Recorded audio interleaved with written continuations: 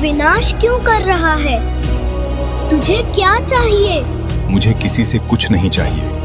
अगर तुझे कुछ चाहिए तो बोल। अगर तू सच में देना चाहता है तो मुझे अपनी सवारी बना ले। मैं इतना बड़ा और ये छोटा बालक मेरी सवारी करेगा? चल ठीक है बालक। तभी मूषक पाश से मुक्त हुआ और उसके बाद जैसे ही गणेश जी उस पर चढ़े, मूषक दबने लगा। उसका घमंड ही उसका बोझ बन गया। वो कांप उठा। प्रभु, मुझे क्षमा करें। मैं अपने घमंड पर शर्मिंदा हूँ। आप ही मेरे स्वामी हैं। तभी गणेश जी ने दया दिखाते हुए उसे आशीर्वाद दिया और मूषक उनके चरणों में गिर पड़ा। उसकी आंखों से आंसू बहने लगे। उस दिन से जो मूषक कभी विनाश का प्रतीक था, वही शापित गंधर्व बन गया, गणपति बप्पा का प्रिय वाहन। संसार पहले की तरह संतुलन में था। इधर गणेश और मूषक जल में स्नान कर रहे थे। उसी समय सामने से ऋषि अगस्त्य आ रहे थे। तभी गणेश की दृष्टि ऋषि अगस्त्य पर पड़ी। मूषक बोला, ये बहुत बड़े ज्ञानी और तपस्वी हैं। ऋषि अगस्त्य कैलाश की ओर बढ़ रहे थे, एक बड़ी समस्या का समाधान करने के लिए।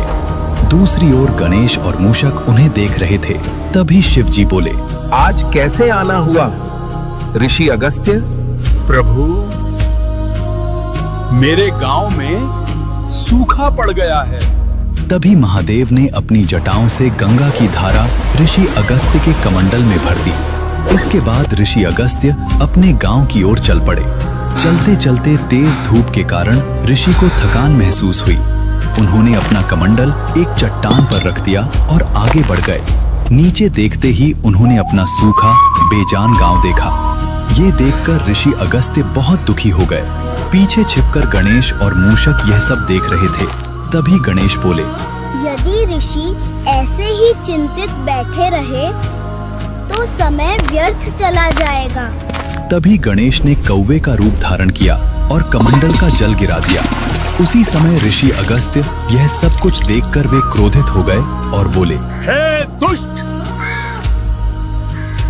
मैं तुझे श्राप देता हूँ। तभी गणेश जी ने अपने वास्तविक रूप में आ गए। हे ऋषि, आपका समय व्यर्थ हो रहा था, इसलिए मैंने ये सब किया। तभी ऋषि ने देखा कि सूखी मिट्टी से जल की धाराएं बहने लगी। इस प्रकार गणेश ने अपनी बुद्धिमत्ता से एक बार फिर समस्या का समाधान कर दिया। लेकिन दूसरी ओर कैलाश की स्वामिनी माता पार्वती गहरी चिंता में डूबी हुई थी। जब